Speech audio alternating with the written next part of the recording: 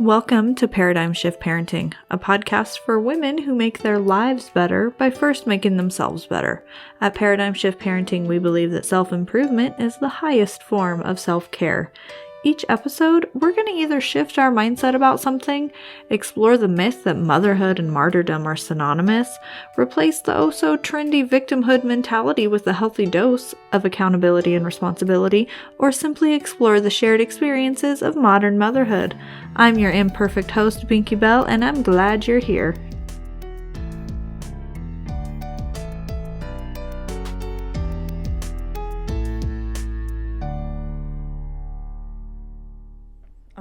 Hey guys, how you doing? Welcome back to another episode. Today I'm going to talk about something that I've actually talked about before. I don't know, I guess you guys should just get used to me talking about the same things because I kind of tend to talk about the same things every episode, right? So today we're going to talk about mom shaming again, because I keep seeing all of these posts and just all of this content about, it's like they hype up like this false sense of like sisterhood. So we're going to talk about mom shaming again because I have a few more thoughts. I've been thinking a lot about it lately. Let me start off by saying that I do a lot of things that a lot of women could shame me for. I do a lot of really unconventional things. Here's some examples. I don't arbitrarily restrict or limit electronics or screen time. We are a very electronically based family. We exist very much within technology. I don't feel like any guilt when I pick up fast food for dinner for my kids. Like it elicits no feeling in me whatsoever. I don't censor 90% of the content that my kids consume. I encourage them to be very aware of how certain things make them feel, and they censor themselves for the most part. I mean, obviously, I'm not like sitting them down and having them watch horrible things or anything, but I don't censor a lot of their stuff. My home isn't like magazine clean most of the time. It's messy, it's dirty, stuff gets piled up. It doesn't look perfect all the time. We vaccinate. I fed my 10-month-old French fries the other day. All three of my boys have cell phones. They're Wi-Fi only, like they don't have like a service plan. They're Wi-Fi only. But they all got phones for Christmas. We don't have rules. Like we don't live by rules in our house. I don't do punishments if they do something wrong. And all of these things, if I mention anything that maybe sounds interesting, let me know and I can talk more about what we do and why we do things that way. But truly, I could go on forever about all the things that I do that are like not technically mainstream. And I know a lot of this stuff isn't very extreme, right? But there are things that we do as a family that a lot of people could try to shame us for, that a lot of people do judge us for. I mean, one example is we went to Jamaica in 2014 and someone in one of like my mom's like Facebook groups, this woman told me that I was doing irreparable damage to my relationship with Maddox, who was about 2 at the time, and he was still breastfeeding. And this woman told me that by going to Jamaica, going on vacation without my kids, that I would be destroying our relationship and that it would be a traumatic experience for him that would harm his brain. That's what she told me. But I still went and I had a lot of fun. And I mean, I don't know, we're still homies now. We get along now. I don't think I ruined him too much.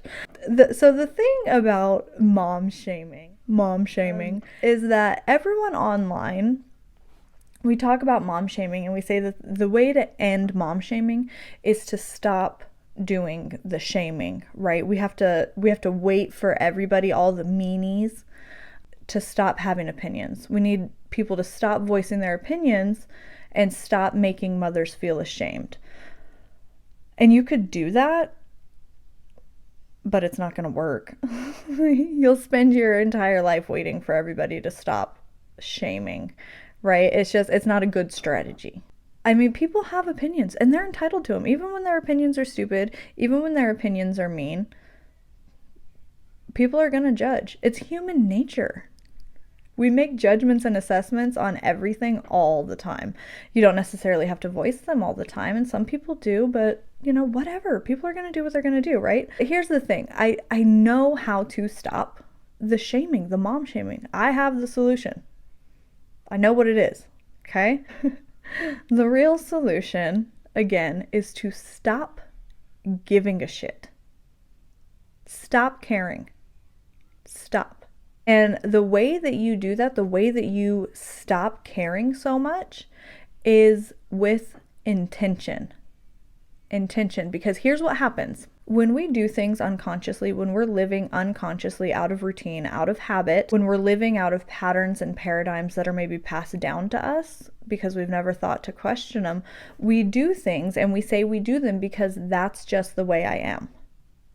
That's our first sense of awareness. I do this because that's just the way I am. That's the way I do things, right? And then we stop there. So when someone comes to us and says, hey, this thing that you're doing is wrong, this way that you're behaving as a parent is wrong, we internalize that as the way I am is wrong because we're doing things because that's just the way I am. And when somebody says that we're wrong or it's harmful or whatever, we take that as an attack on the person, that I am wrong, I am bad, and that makes us defensive. Naturally, it just makes us defensive. So instead, if you're aware of what you do and why you do it, if you're living intentionally, then you'll start to see that this thing that you're doing that people are taking an issue with, they're taking an issue with the thing. It's not you as a person.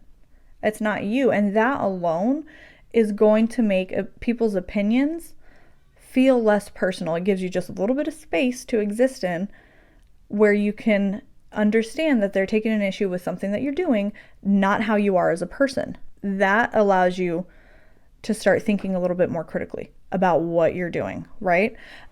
Because when you live with intention, you're choosing what you're doing. You're thinking about why you're doing it. You have a full understanding. And with intention comes conviction. Once you have that, no one can shame you. No one is going to make you feel ashamed because you won't be ashamed of your decisions. You'll know why you're making them. And you'll know at your core that these are good decisions for you. And that's unshakable. No one's going to make you feel ashamed. Mom shaming is bullshit. It's something that accounts talk about, people talk about, because it gets clicks and views and shares, because it's nice. We all want to end mom shaming, stop judgment. But it doesn't actually solve anything. It doesn't solve any real world problem to sit around and think about the fact that people should just stop being so mean. It would be nice, but that doesn't help you if you're feeling attacked by everything that everybody says to you all the time. Mom shaming just can't exist if you're unaffected by the opinions of other people. It can't exist. It would be like somebody telling you that you should be ashamed of the fact that you have hair. If I go to your account right now and I tell you that you're a stupid idiot because you have a head full of beautiful hair, and I tell you that being bald, a bald head is the mark of a good mother. That's what makes a good wife, a good mother, a good woman, to be bald. I guarantee you're not going to go sit in your bathroom and have a good cry and think about how you're so stupid because you haven't considered shaving your hair yet, and this whole thing is so hard. Why do I have hair? You're not going to beat yourself up about it because that's absurd.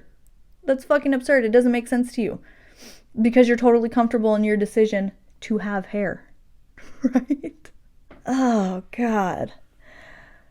So, long story short, I guess it's not really that long. It's only been like 10 minutes. But I want to continue to express my belief that no one makes you feel ashamed. No one pushes shame on you and gives it to you and makes you feel it. Right? Because I'm not going to make you feel ashamed of having hair if you're comfortable having hair. I'm not going to make you feel ashamed of your decisions as a mother unless you are already questioning whether these decisions are good. No one makes you feel shame. What they do is they bring out feelings that already exist inside of you, and it's your job as a person to go within and figure out where those feelings are coming from. Sometimes we feel ashamed and we should feel guilty. Sometimes that happens. When I was yelling at my kids, spanking my kids, being a fucking asshole to everybody all the time, I was deep in mom guilt. I felt a lot of shame, and that was warranted. That was a signal, that was a little buzzer to my internal emotional navigation system telling me that I was out of alignment with the person that I am supposed to be. And I had two choices. I could have completely ignored it and said that it's the world's responsibility to stop making me feel ashamed, to stop bringing up these feelings of shame for me.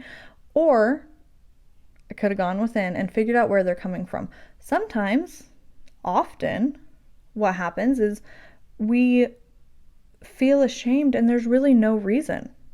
There's no reason. And whenever you get these feelings of guilt or shame, if you take a minute, go inside and say, okay, is this thing that I'm feeling guilty or ashamed about, is it something that I have control over? If it is, okay, good, you can change it. If it's not, if you have no control over it whatsoever, then it's not your fault. Therefore, you're released of guilt or shame, right? Like, we just have to take a second to think about what we're actually feeling, try to figure out if it's actually valid, and then respond appropriately. It's not the world's responsibility, it's not society's responsibility to make you feel good about your decisions. No one can do that for you. No one can give you the validation that you need unless you first take the time to figure out why you're doing what you're doing, and then start making decisions intentionally, because then you're going to have that conviction and you're going to feel comfortable with it. That's confidence. That's power. That is strength in motherhood. That's unshakable. Unfortunately, it's not very relatable, so it won't get shared around a lot. Misery loves company, so those things are more relatable. But what we're doing here with the podcast and the YouTube and the Instagram is building a community of women who are ready to start living intentionally with conviction, to be active creators of their lives, right? That's what we want. That's empowering to me. Anyways, so I don't know. There's my take on mom shaming again. If you're listening on iTunes, feel free to give me a review, a rating. That would help me out a lot. If you happen to like this episode, please share it on your Instagram. Tag me in the post so I can see that you listened to it. And I don't know, guys. I guess I'll see you in the next episode. Thanks for listening.